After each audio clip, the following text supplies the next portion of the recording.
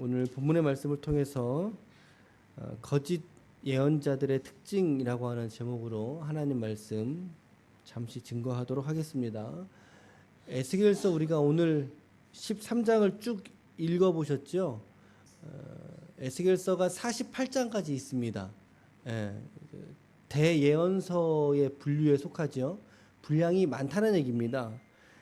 그래서 우리가 8월 말까지 이제 매일 성경이 짝수 달로 나오잖아요. 7, 8, 8, 9 이런 식으로 8월 말까지 가도 에스겔이 끝나지는 않습니다. 9월 달 본문이 어딘가 봤더니 다행히 에스겔서는 아니고요.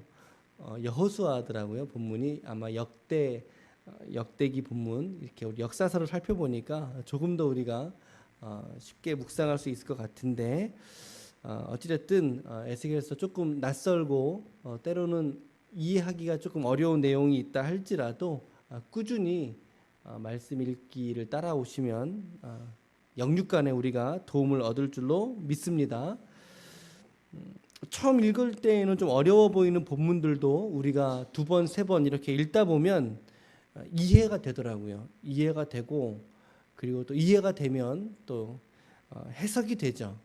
그리고 해석이 되면 적용할 수 있게 됩니다.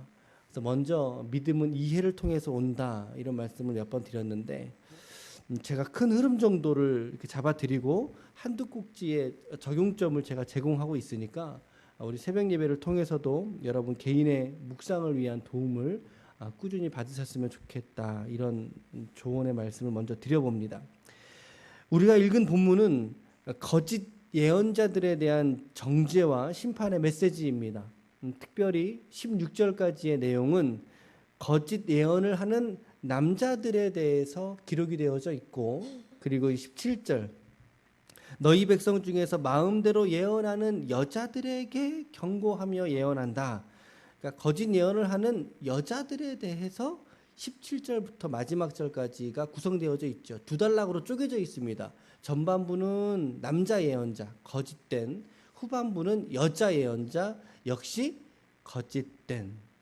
거짓 예언자들의 핵심적인 특징을 몇 가지 살펴보겠습니다. 첫 번째로 거짓 예언자들은 자기 마음대로 예언하는 자들이라는 거예요. 자기 마음대로 예언을 한다. 2절 말씀 보세요. 인자야 너는 이스라엘에 예언하는 선지자들에게 경고하여 예언하여 자기 마음대로 예언하는 자들에게 말하기를. 이들은 하나님의 말씀을 받아서 말하지 아니하고 자기의 이익을 위해서 예언을 낸다는 사실입니다. 거짓 예언자들에 대한 이야기가 에스겔 지금 13장뿐만 아니라 동시대 예언자인 예레미야 23장에도 거짓 예언자들에 대한 심판을 말씀하고 있는데 한번 참고하셔서 읽어보세요. 한번 읽어보세요. 너무나 똑같은 내용이 기록되어져 있습니다. 예레미야 23장 그리고 에스겔 13장 거짓 예언자들의 장이다. 이렇게 하나님은 예레미야와 에스겔에게 같은 말씀을 하시더라는 거예요. 거짓 예언자들은 뭐다? 자기의 마음대로 이익을 따라서 자기의 심령에서 나온 이야기를 예언인 것처럼 이것이 하나님의 말씀입니다 라고 예언을 한다는 거죠. 여러분 예언자들의 사명이 뭐예요? 목에 칼이 들어와도 할 말은 한다는 거죠. 그렇죠? 할 말은 해야 되는 거예요. 그런데 그 할 말이 뭐예요? 하나님이 그의 입술의 생각에 하라고 그에게 내어주신 말씀, 하나님이 주신 말씀을 전하는 거, 이것이 예언자들의 사명이죠. 그들의 목이 들어와도 그들은 하나님이 주신 말씀을 입에서 내어야만 한다는 사실이에요. 이것이 그들의 사명인데 그런데 거짓 예언자들은 해야 할 말을 내는 사람들이 아니라 지가 하고 싶은 말을 낸다는 거죠. 하나님이 하라고 시킨 말을 내는 것이 아니라 자기 마음에 임의롭게 생각나는 말들을 뱉어낸다라는 거예요. 자기 마음대로 예언하는 자들에게. 여자들도 똑같이 말씀하시죠. 17절 보세요. 17절에 자기 마음대로 예언하는 여자들이라고 말하고 있어요. 자기 마음대로. 이들은 자신의 이익과 배를 불리기 위해서 예언을 수단 삼은 거죠. 예언을 목적 삼은 게 아니라 예언을 수단 삼았다라는 거예요. 이들도 이렇게 시작하지는 않았을 테죠. 왜냐면은 지금 예언자 그룹에 들어있잖아요. 예언자 그룹에.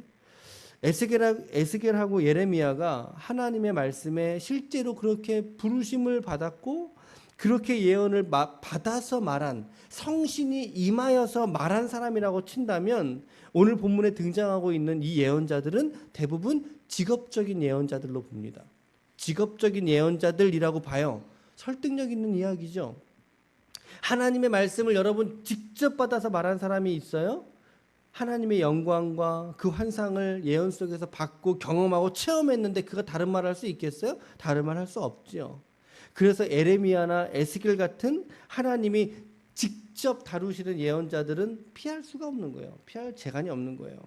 그런데 직업적인 예언자들은 이제 예를 들어서 궁정에서라든가 각자의 어떤 위치에서 이것이 하나님의 말씀입니다 라고 이야기하던 사람들이 있어요. 직업적으로 예언을 받아서, 예언의 직함을 받아서 말이죠. 물론 궁전에서 직업적으로 예언을 한다고 해서 모두가 다 거짓 예언자는 아닙니다.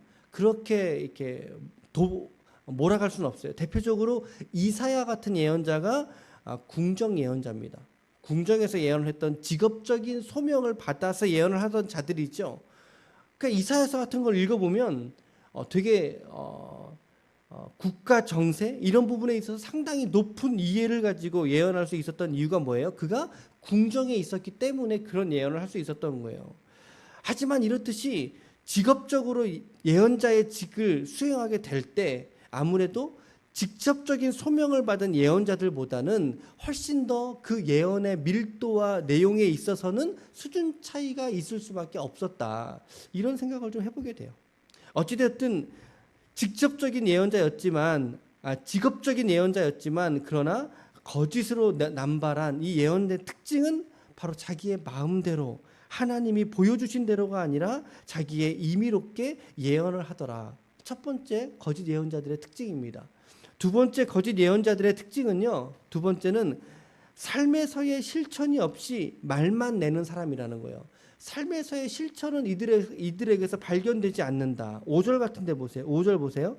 너희 선지자들이 성을 무너진 곳에 올라가지도 아니하였으며 이스라엘 족속을 위하여 여호와의 날에 전쟁을 견디게 하려고 성벽을 수축하지도 아니하였느니라. 말은 냈지만 그런데 그 말에 합당한, 그 예언에 합당한 준비와 실천은 하지 않는 사람이라는 거죠. 이걸 뭐라 그래요? 네 글자로 언행 불일치. 5글자구나.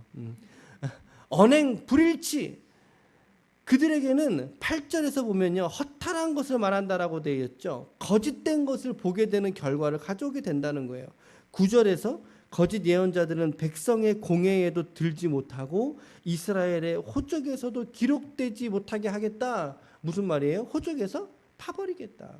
내가 너의 이름을 호적에서 파버리겠다. 13절, 14절 같이 읽어볼게요. 시작.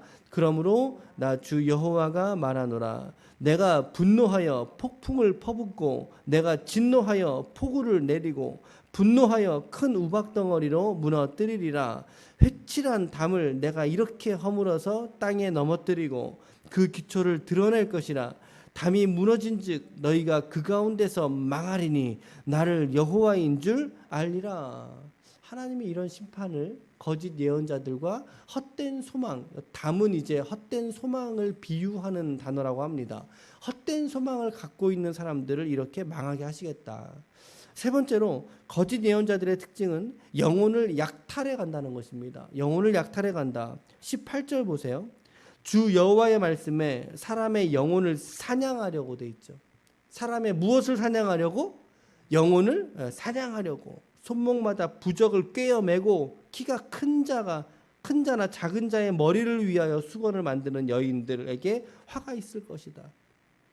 너희가 어찌하여 너희의 백성의 영혼을 사냥하면서 자기의 영혼을 위하여서는 살려고 하느냐. 이들의 가장 큰 잘못은 결국에는 한 사람의 영혼을 노략질 해간다라는 거예요. 거짓된 두려움에 사로잡히게 해서 말이죠. 부적을 판다거나 아니면 거꾸로 반대로 거짓된 안정감을 주어서 백성을 나태하게 해버린다거나 우상을 숭배할 때 사용되는 수건을 만들어 판다거나. 그래서 20절에 보면 너희가 새를 사냥하듯 영혼을 사냥하는 그 부적을 내가 너희 팔에서 떼버리겠다. 너희가 새처럼 사냥하는 그 영혼을 내가 놓아주겠다. 22절에 의인의 마음을 너희가 근심하게 하지 않느냐. 너희가 또 악인의 손을 굳게 하지 않느냐. 그 악한 길에서 돌이켜 삶을 얻지 못하게 하겠다. 영혼을 약탈해가고 그릇된 길로 인도하는 것이 거짓된 예언자들의 모습이다라는 거예요. 저는 두 가지 정도 좀 적용을 해보려고 합니다. 첫 번째로는요, 기쁨의 교회가 거짓된 교회가 되지 말자는 것입니다. 우리 기쁨의 교회가 거짓된 교회가 되지 말자.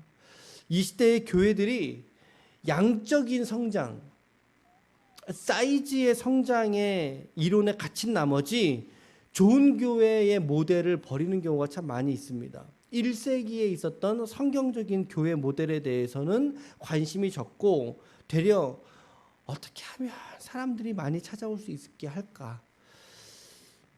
마케팅에 물든 부족한 기독교라고 하는 책을 한번 읽어보십시오. 한국 교회들이 마케팅에 쩔어 있다는 거예요. 어떻게 하면 사람들을 찾아오게 할까? 그런 조직이 될 수 있을 것인가? 우리가 어떻게 하면 좋은 교회가 될 것인가라고 하는 관심보다 어떻게 하면 효율적으로 사업을 찾을 수 있을 것인가라고 하는 그런 걸 찾는 모습을 본다는 거죠. 우리 기쁨의 교회가 이 세상과 이 세속 공간의 한복판에 있지만 그러나 빛을 밝히고 진리를 드러내고 많은 이들을 옳은 대로 돌아오게 하는 참된 교회됨을 추구하는 교회가 될 수 있도록 기도하시기를 축복합니다. 우리 기쁨의 교회가 거짓된 예언자들의 말을 따라서 거짓된 교회로 전락하지 않을 수 있도록 하나님이 우리에게 붙드시니까 우리 거짓된 교회가 될 수 없어요. 하지만 그럼에도 불구하고 우리가 경계해야 될 필요가 있다는 사실이죠. 그리고 이제 두 번째 적용은 저는 이제 이렇게 적용을 했어요. 거짓된 목회자가 되지 말자. 저에게는 거짓된 목회자로서의 적용이라면 여러분들은 우리 성도분들은 어떻게 적용하면 좋겠어요? 미혹에 쉽게 사로잡히는 성도가 되지 말자. 이렇게 좀 적용을 해보시면 어떨까 해요. 아무리 거짓된 목회자가 감언이설로 백성과 군중을 깨웠어도 이제 시대적으로 그때의 사람들이 깨어 있고 그리고 기도하고 있는 사람들이 있었다면 그 사람은 거짓된 예언자들의 이야기에 설득되지 않았을 것 같아요. 오히려 분별할 수 있지 않았겠어요? 저 사람 저거 하는 말 거짓말이야. 저 사람 지금 거짓 예언자구나. 구별해내는 분별력이 있지 않았겠느냐는 거예요. 백성들은 백성대로의 반성을 할 필요가 있었고 그러나 동시에 목회자인 저는 저 나름대로의 이 본문을 묵상하면서 참 크게 와닿더라는 거죠. 제가 아까 직접적인 하나님의 계시를 받은 사람이 있는 반면에 거꾸로 이 거짓 예언자들의 부류는 대다수가 어떤 예언자들이라고 말씀드렸어요? 직접적인 예언을 받은 사람이라기보다는 직업적인 예언을 받은 사람이다. 그들이 예언자 직을 받았는데 어디서 받았겠느냐는 거예요. 나 예언자 할래요 이래서 예언자 됐겠어요? 그러지 않았을 거예요. 아버지가 예언자였던 거죠. 아버지가 예언자. 직업적으로 그 예언의 직을 이제 상속받은, 세습받은 그런 예언자들이 이렇게 부패할 가능성이 훨씬 더 크지 않았겠는가라고 본다면 이제 저는 이제 아버지가 목사잖아요. 아버지가 목사니까 사실 이 목사직 이렇게 말할 수 없는데 목사직을 세습했다. 이제 뭐 아버지 대를 이어서 목회자가 됐으니까 참 일면 저에게는 참 가까이 와닿는 말씀이더라고요. 아버지도 목사인데 그리고 그 아들도 목사고 아버지의 어떤 그런 부분들을 보면서 자라왔기 때문에 어떻게 보면 참 종교적인 모습이 제 안에 담겨져 있는 거죠. 이게 습관인 거죠. 교회가 너무나 익숙하고 그러니까 오히려 저와 같은 목회자들은 더 내 욕심껏 아버지가 못했던 것 내가 하기 위한 어떤 그런 반성적인 그런 생각이 들더라는 거죠. 하나님께서 막 강권하셔서 너 목사가 돼야 돼. 그럼 뭐 나 싫어요. 그러다가 기도 올라가서 항복해갖고 목사가 됐다. 이런 간증 많이 듣잖아요.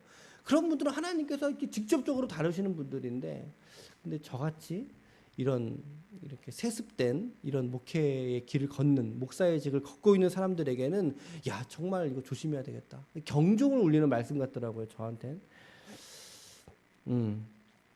저는 저대로의 바른 목회자 상을 꿈꾸며 목회하겠습니다.